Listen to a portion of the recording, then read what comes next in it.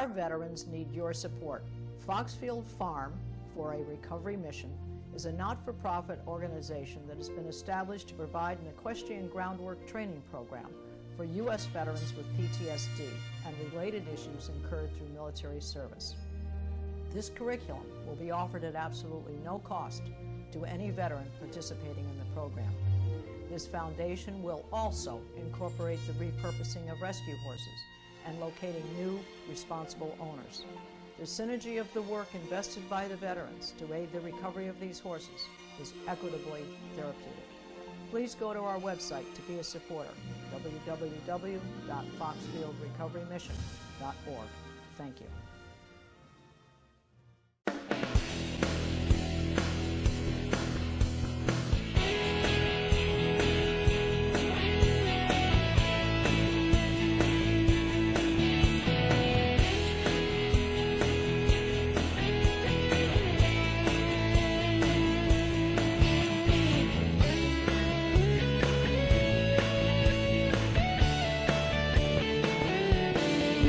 Your host, Julien. Hello, and thank you for joining me today. My guest is Andrew Julien. He is the publisher and editor-in-chief of the Hartford Courant. It's a pleasure to be with you today. Pleasure to be here today. Well, we're going to find out some interesting things. We're going to get a status update, I think, on you, and I want to say new position, but you're not really new to the Hartford Courant. Is that correct? That's correct. I've been at the Hartford Courant 27 years. Largely on the news side. Started out as a reporter in our Middletown bureau, worked many reporting jobs. Then I worked a number of editing jobs and was named editor of the Courant in 2012. And last year, my company added the title of publisher, which meant I was responsible not only for the news side operations, but for the business side operations as well, advertising, circulation, distribution, and the like. Now, what's interesting is it generally not done, but publisher and editor-in-chief, that hasn't been an order, but they've retained that for you. Is there rationale behind that? Well, yes. Now, back in the day, talking about a century ago, it wasn't uncommon for the publisher or the owner of the paper to also be the editor-in-chief and responsible for the news mission. Of late, it's become more two jobs. Publisher handles the business, editor handles the news. About a year ago, Tribune Publishing, at the time now called Courant, the parent company of the Hartford Courant, decided that it wanted the business side of the operation to be driven by news people, by people who were steeped in content. The idea being that content and news and how we tell stories was going to drive us forward as a business and as an industry. So that's why they consolidated the positions. Well, let me ask you a question here. When a story comes up, whether it's political or whatever issue of the day, is there a general format? Is there a recipe for writing a story? Is it you start out with this? Is there an actual format? That's actually a great question because I think what's happened in journalism over the last 5 to 7 years is we've thrown that recipe book out the window. Okay. So when I was coming up, you wrote a story. Right. That was it. Right. You wrote a story. And that story was published in the newspaper the next day. And for some of the stories, a photographer might be assigned to go out and take a picture that would accompany your story. More often than not, it was just a plain story that appeared in black and white in the print edition of the Hartford Courant. And whatever facts were there, and if something was missing, well. Now, when we talk about any given story, we talk about what is the video we're going to do with that story. Is that story going to be published as a regular story? Is it a list? Is there another format we can use? What's the social media distribution potential of that story? Is this the kind of story that people are going to share on Facebook? Is there a social video that you could post to your Facebook feed that would lure people into that story? The conversation about what any given story is has become far more complex. Multifaceted. Very, very multifaceted. Well, I think that's interesting. The dynamics of putting a story together is very important, and I think that's the success of who you have on the staff writing the story, but what's good is because you come from that end of it, so you understand their challenges. I do understand their challenges, and there are some very real challenges. I Yes. mean, for many people who came up through the business as mainly writers, Right. now they have to start thinking about doing different things. Right. But that's the challenge of journalism today. It's not just the challenge of the Hartford Courant Media Group. We know that people are migrating away from a traditional print product and consuming news and taking in news in other formats. They're watching videos in their Facebook feeds. They're reading it on their phone. So we have to get our content in front of the readers where they are. Yes. And that's a switch for how newspapers have operated. Well, now, Andrew, short and long-term objectives for the paper. Obviously, there's some immediate ones. Get the story right. Make sure you have the right one on the front page and whatever and so forth.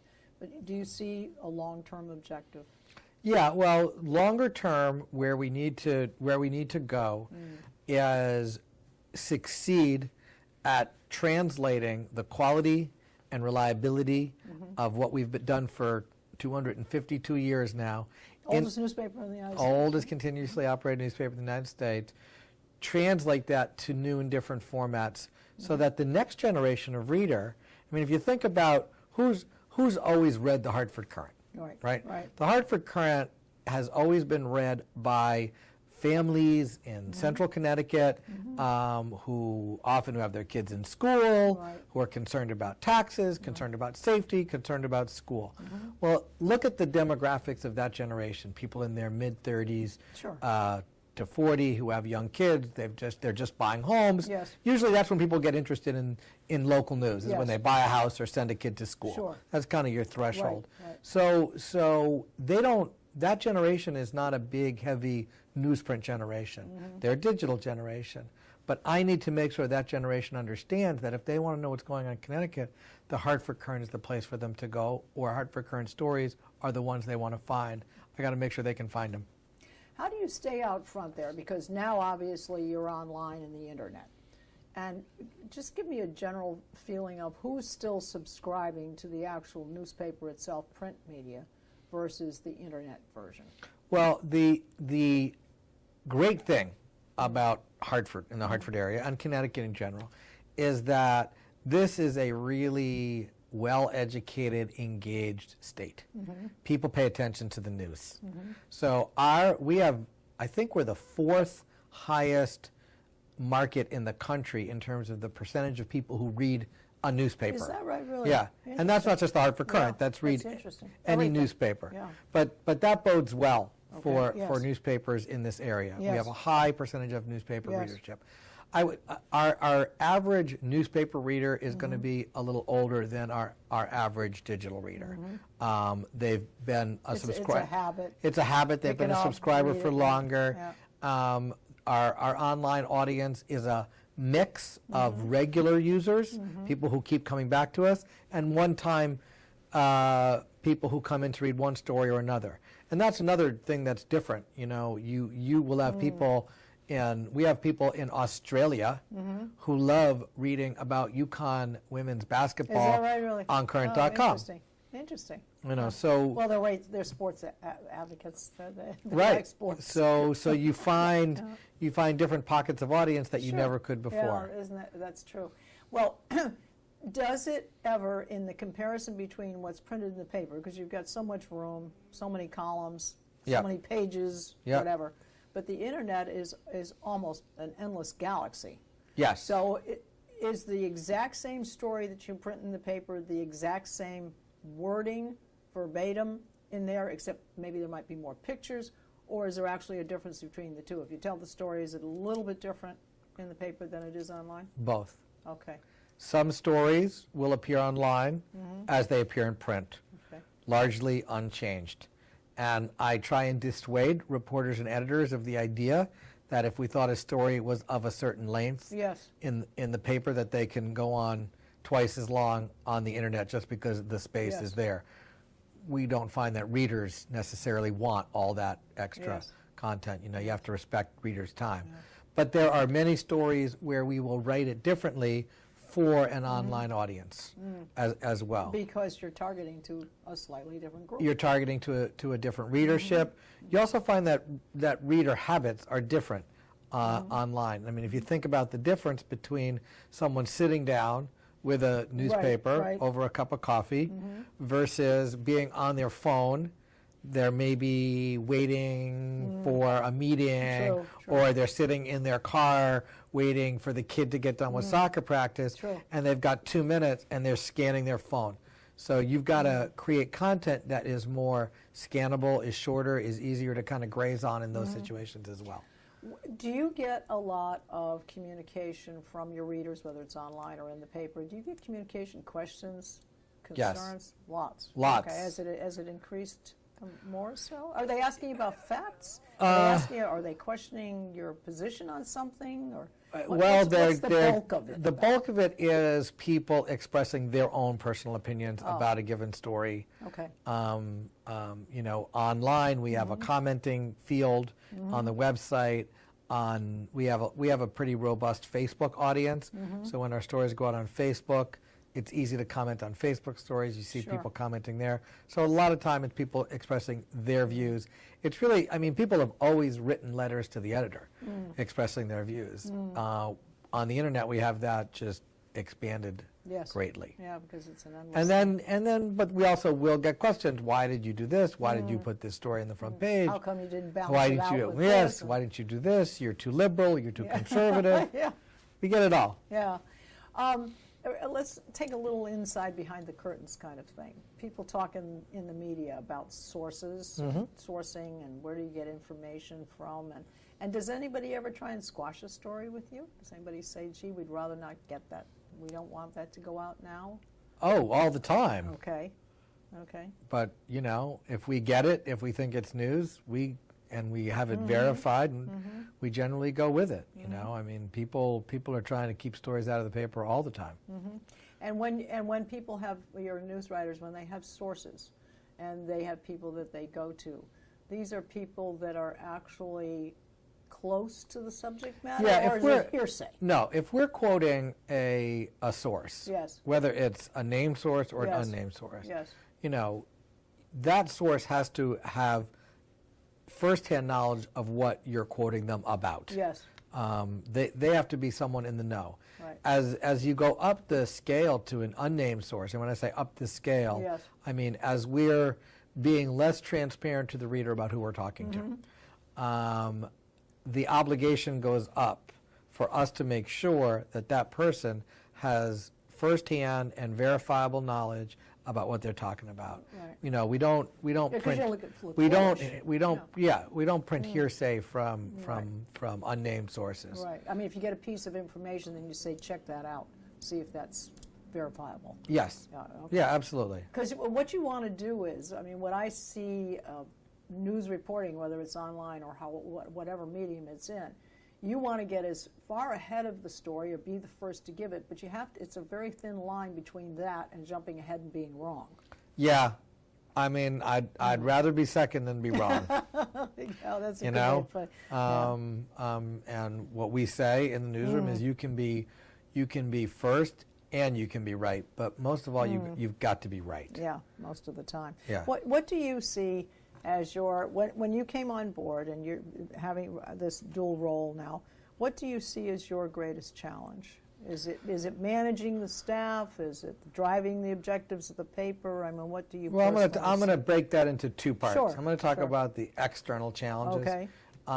In that, well, if you look at the model that newspapers have thrived on for the last some decades, it is print advertising, a lot of which the high volume comes from big retailers and other major businesses in the area. But look at what's going on, right? Look at what's going on in the economy. The economy is changing rapidly and dramatically right now. You know, you're moving away from big box retailers. We've all read the news about you know, the challenges companies like Sears and JCPenney are having.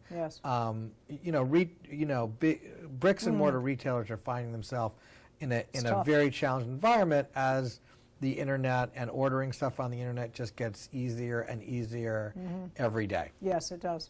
So that base of advertisers has shrunk for us. So we need to find new advertisers. And there's also so many other places for people to advertise. You know, you go to a store you like, right? And when you pay for whatever you buy, that store is going to ask you for your email address. Exactly. For you want they'll say, do you want a receipt emailed to you? We can send coupons out to you. And then we can send coupons out to you. Do you want to give us your cell phone number? We can text you coupons. So all of a sudden, that retailer has developed a one-to-one relationship with you, the consumer, using electronic communication and targeted communication to get their message out. And even so finite as to what you're really interested in. And they know what you're interested in. They're always buying gardening stuff all the time. Absolutely, and their database knows that. So when there's a gardening sale, and you'll get a text message that says, if you come here tomorrow, we're going to give you 40% off of all gardening equipment. So the newspaper or the newspaper website as a vehicle that's a more mass media approach is not as vital to a number of businesses. They can do some of this on their own. So what we're doing to work against that is really developing things that we can do, because the reality is that the Hartford Courant, even though our print subscription has been going down, our reach has been growing between print and digital, and it has grown tremendously. We can reach a huge audience, and we can target that audience the same way that a lot of advertisers can. So our abilities to sort of carry a message for advertisers is really quite significant. But communicating that, explaining that, educating retailers and advertisers about that is different. It's a different world. It's a different environment. We've been disrupted, so now we have to manage through the disruption. Well, this is a good segue to the next question then. How have, let's say, over the past 10 years, have you seen, and now it's under your control, the departments change? Because we've seen quite a few shifts and people being let go or departments being combined or whatever. Where are you now in that? Like sports is one of the biggest departments, or how do you see this paper set up now? Well, we and do you differentiate yourself from other newspapers and what they're doing? Well, I think by and large the fundamental structure of newspapers and news organizations is not dramatically different than the way it was from a big picture. You still have news department that focuses on news. You have an advertising department that focuses on sales. You have circulation that focuses on subscriptions. Within each of those worlds, there's been tremendous change. As we talked about, you know, the need to reach new audience, the need to reach advertisers differently has really fundamentally changed the way people in news or in advertising do their jobs. The job descriptions, the way we're organized, the demands we put on people. How customers want to see the story. Absolutely. That has changed dramatically. So there has been a lot of change within the context of the jobs people are doing. Yes. Let's talk a little bit about fake news. Okay. Fake news is obviously, I think we know what that is. It's putting the story out and somebody made it up, and now people are like, geez, I just saw it on my phone, and people go, well, it's not right, and they say, no, I just saw it. I just saw it. I heard this. Yeah, I just heard this. How often do you see that, or you guard against it, or does it even have any impact on what you do between online and print? Yeah, I think it is having an impact. I think that what you're seeing now is an interesting time politically where there is a fair amount of disinformation out there. Some of it is political in origin. Some of it is commercial in origin. I just saw one the other day. It was an ad for a skin cream, and they had put up a fake news story to get you interested. Kind of an advertorial thing? But it was fake. Oh, okay. Yeah, it was fake. It was false. It was not true. I mean, the advertorial is kind of a thing that's done, but this was a falsehood that was used to lure you in. And so that exists out there. Talking about some. It was just a actor or actress. It was just a made up story to get you interested, to get you to click through to their to get you to click through their ad. Yes. and what we're seeing politically now is people are when they don't like something the media is saying, are calling that fake news. So you have real fake news, which is something. What's real fake? You have really fake. You have truly fake, made up stuff. Right. And then you have people, the articles that people disagree with being branded as fake. Okay. And my fear is that there are people in the public who are conflating those two things. So if someone in the political realm sees a story they don't like and says that's fake news, there's so much fake news out there that the reader who agrees with that person politically is able to dismiss the real news as fake news, and that's the danger. Who makes the decision as to, because we have so many issues going on in today's culture, whether it's political or the budget or whatever it is, who makes the final decision as to what goes on the front page? This is the big story of the morning, afternoon, day, whatever. Who makes that final? Ultimately, it's my decision. Okay. And you're fed up. Here, it's given to you. There's this. We have an afternoon news meeting at 4 o'clock every day. Okay. And we talk about what the stories of the day are. Yes. We get a report. I get a report from the different managers of the different areas: politics, sports, business. Entertainment, update on what they've been working on today, how it's coming together. And then I meet with a smaller group of people who are in charge of putting out the paper, and we have a conversation about what we think the strongest stories are, and we make that decision. When you're working with your staff, do you feel that, or do you encourage, I would assume you would in managing them, do you encourage them if they have a change they think should be made or a reason for doing something different? Are you trying to draw out, do you see certain talent in certain people? Because the best manager of people realizes that they're good at managing people, but they don't necessarily have all the talents that some of the people who work for them. When you recognize that talent, are there people that you do say, I trust this guy, I think he's got a good idea? Does that happen to you? Oh, all the time. I mean, that's, we have to invest a lot of trust in the people who are out in the field, whether it's selling an ad or delivering the newspaper or reporting the stories. So and we're always managing to people's strengths and trying to augment and bring people along and develop them. There's a lot of that here.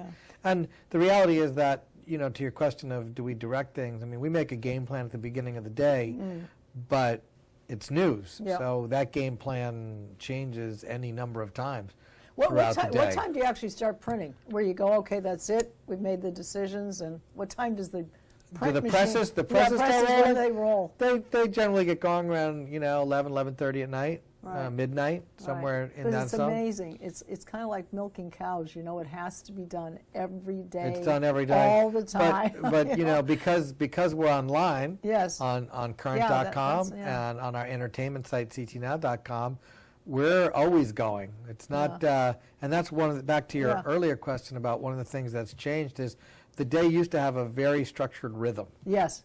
In newspapers. Yes. You kind of had the slow whine in the morning, and then you ramped up, and then things would get crazy starting at 4 in the afternoon. You'd have this intense burst from 4 to about 9 or 10 at night with people writing and editing stories, and then the production people would take over, and you go till midnight or 1 in the morning.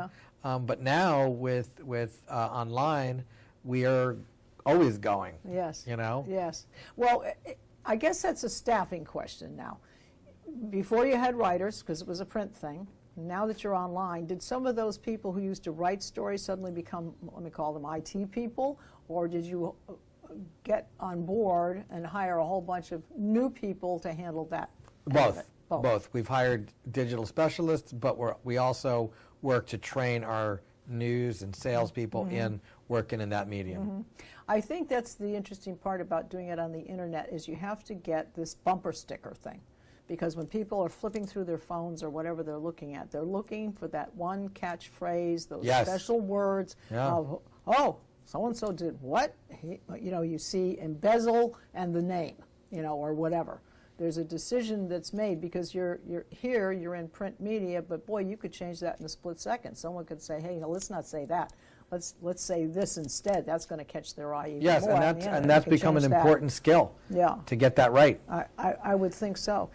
Between the staff writers. Although I will say, yes. I will say, just to harken back to a different era of journalism. Yes. When you had 10 newspapers or 8 newspapers. Yeah. In a given community, and yes. You had a newsstand culture, yes. and you might have 6 or 7 newspapers. Getting that headline right so that people chose your newspaper, yes. that was the same skill. Yes.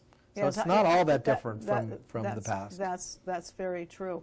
Now, just give us a quick rundown. I know that you people are affiliated with other various areas. What are some of the, we see the Hartford Courant, but there are a lot of logos behind Yes, that. The Hartford Courant Media Group right. is a collection of diverse group yes. of print and digital products. So you yes. have the Hartford Courant. Yes. That's our main newspaper. Okay. You have Courant.com, which is the website right. of the newspaper. Okay. We have a weekly entertainment product called CT Now.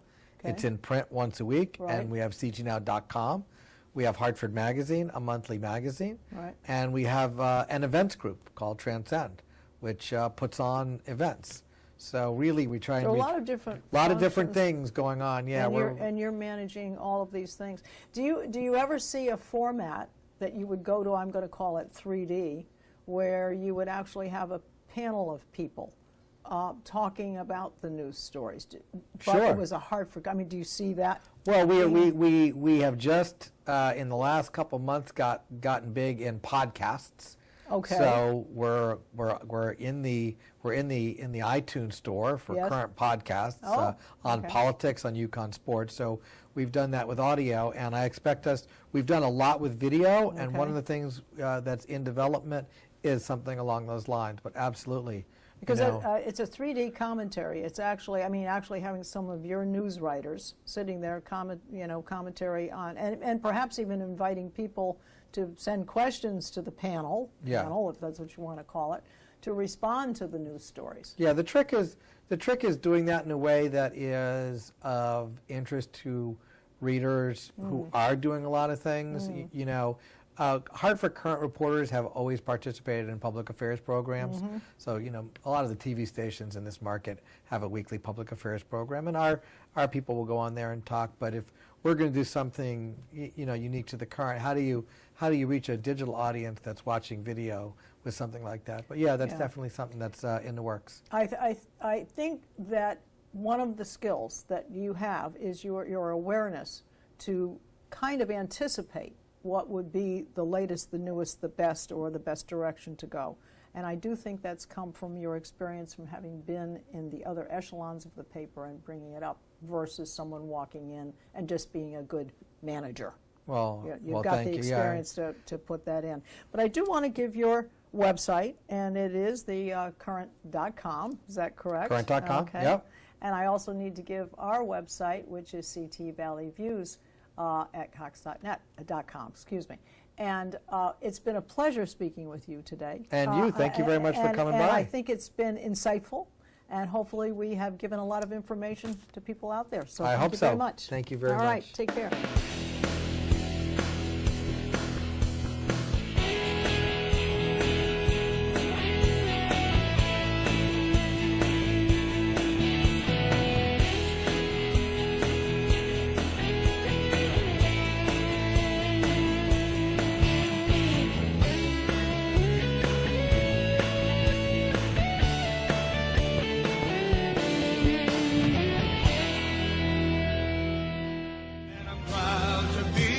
American, where at least I know I'm free.